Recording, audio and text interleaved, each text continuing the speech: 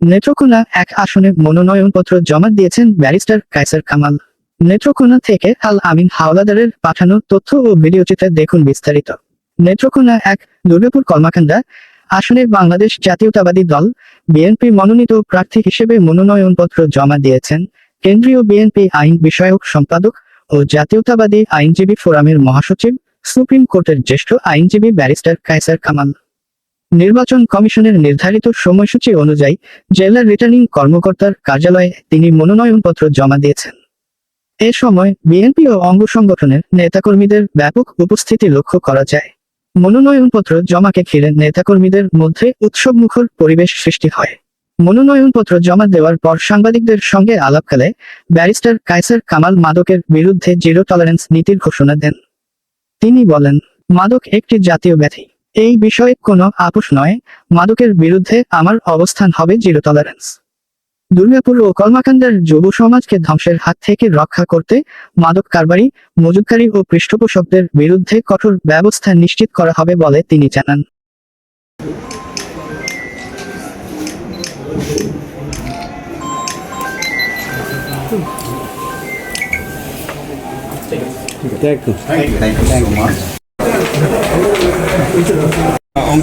আচ্ছা, আরেকটা প্রশ্ন এটা যোগ করি, সেটা আজকে মনোনয়নপত্রের সাথে আপনারা কি কি কাগজপত্র জমা দিয়েছেন? অসংখ্য ধন্যবাদ। মহান আল্লাহ দরবারে শুকরিয়া আদায় করছি। আমাদের দলের চেয়ারপারসন দেশনেত্রী বেগম খালেদা জিয়া এবং ভারপ্রাপ্ত চেয়ারম্যান জনাব তারেক রহমান সাহেবের প্রতি কৃতজ্ঞতা জ্ঞাপন করছি।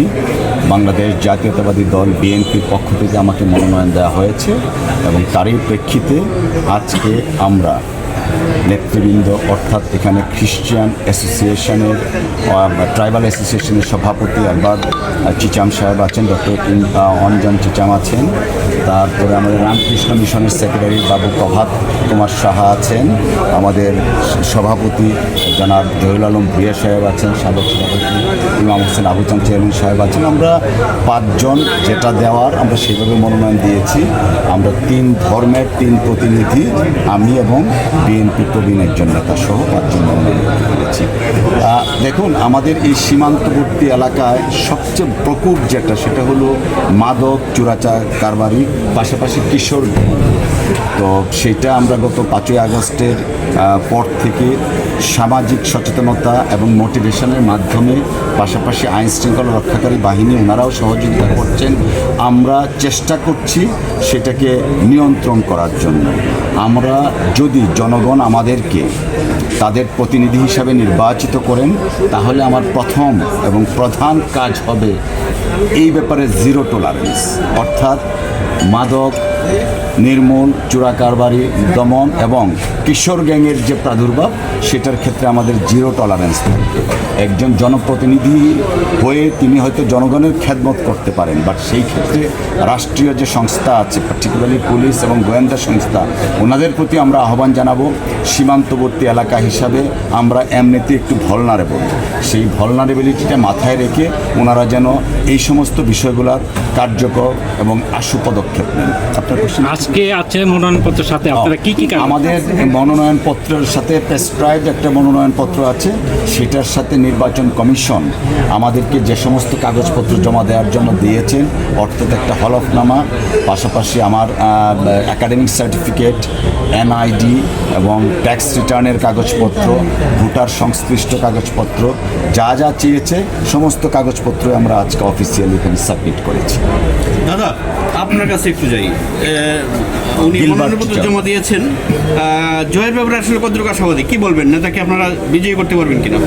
আমরা দুর্গাপুর কলমাকান্দা নেত্রকোনা 1 আসনে আমাদের শ্রদ্ধাভাজন ব্যারিস্টার কায়সার কামাল সাহেবকে যখন মনোনয়ন দিয়েছেন, আমরা নেত্রীর প্রতি খুবই কৃতজ্ঞতা জানাই, ধন্যবাদ জানাই। এই কারণে আমাদের যোগ্য নেতা আমরা কোনোদিন পাই নাই। আমরা আশাবাদী জয় নিশ্চিত আমাদের। সীমান্তে নতুন ভোটারদের যারা ভোট দিতে পারে না গত 15 বছর বা 1.5 যুগ ধরে, তারা কি আসলে নতুন ভোটাররা প্রার্থীকে কিভাবে নিবে, কি বলবেন? ধন্যবাদ। আমরা আসলে আপনারা জানেন যে আমাদের মিস্টার কায়সার কামাল সাহেব উনি তরুণদেরকে আকৃষ্ট করার জন্য আগামী বাংলাদেশকে একটি বাসযোগ্য বাংলাদেশ তৈরি করার জন্য, পাশাপাশি ওনার যে কর্মকাণ্ডা দুর্গাপুর যে এলাকা, এখানে তরুণদেরকে আকৃষ্ট করার জন্য উনি বিভিন্ন ধরনের পদক্ষেপ নিয়েছেন। উনি ক্রীড়ার উপর ব্যাপকভাবে একটু জোর দিয়েছেন, আপনারা ইতিমধ্যে হয়তো অবগত আছেন। ক্রিকেট, তারপর ফুটবল, এগুলোর উপর উনি জোর দিয়েছেন এবং আমরা আশাবাদী যে আমাদের যে স্বপ্ন, আমাদের যে উই হ্যাভ প্ল্যান, আমাদের দেশনায়ক তারেক রহমান যেটি বলেছেন, এটার পাশাপাশি কিন্তু উনিও আগে থেকে বলে আসছেন যে আমরা একটি মডেল কলমাকান্দা দুর্গাপুর তৈরি করতে চাই, আমরা একটি মডেল বিএনপি কলমাকান্দা দুর্গাপুরে সেই আঙ্গিকে উনি কাজ ইতিমধ্যে শুরু করে দিয়েছেন।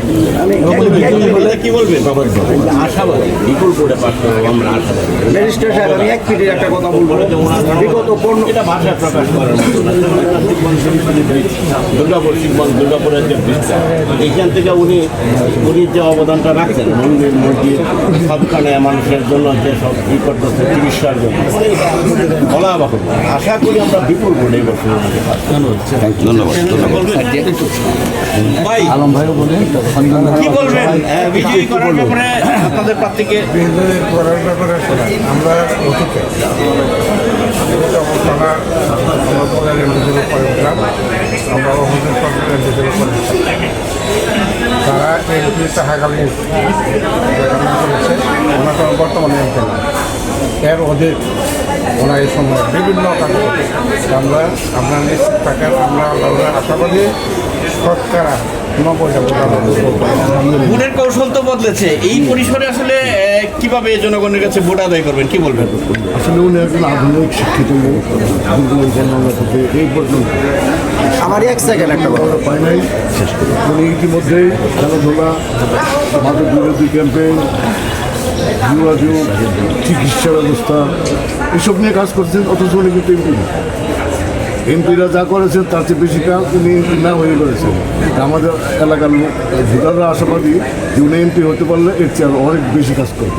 আমাদের ডক্টর আপনাদের কমিউনিটি কি পুরোপুরি ভোট আদায় করতে পারবেন কিনা? ক্ষুদ্র নিগোষ্ঠী কমিটি যারা আছে তারা কি আসলে শতভাগ ভোট এই নির্বাচিত নেতাকে দিবে কিনা, বা কি বলবেন আপনাদের নেতার ভোটের ব্যাপার?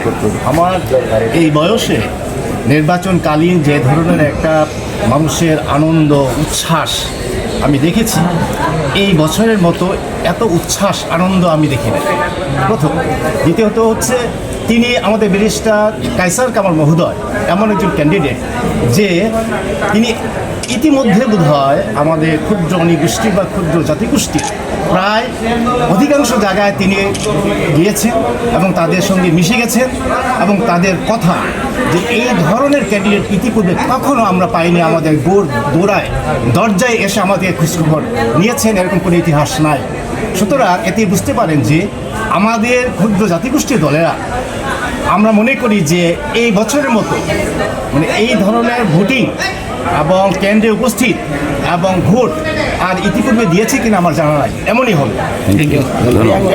আমি ট্রান্সপারেন্ট এবং অ্যাকাউন্টেবল, অর্থাৎ আমার মধ্যে স্বচ্ছতা আছে এবং জবাবদিহিতা আছে, এবং একটা দেশ বা জাতি গঠনের ক্ষেত্রে তিনটে এলিমেন্ট সবচেয়ে গুরুত্বপূর্ণ। সেটা হচ্ছে প্রথমত আইনের শাসন এবং ভালো পলিটিশিয়ান এবং সৎ সাংবাদিকতা। আমি বিশ্বাস করি সৎ সাংবাদিকতা যারা করবেন তাদের জন্য আমাদের সবসময় সহযোগিতা থাকবো। আর আপনি যে কথাটা বললেন বাধা প্রদান প্রশ্নই আসে, আমি চাই গঠনমূলক সমালোচনা করব সব। ধন্যবাদ।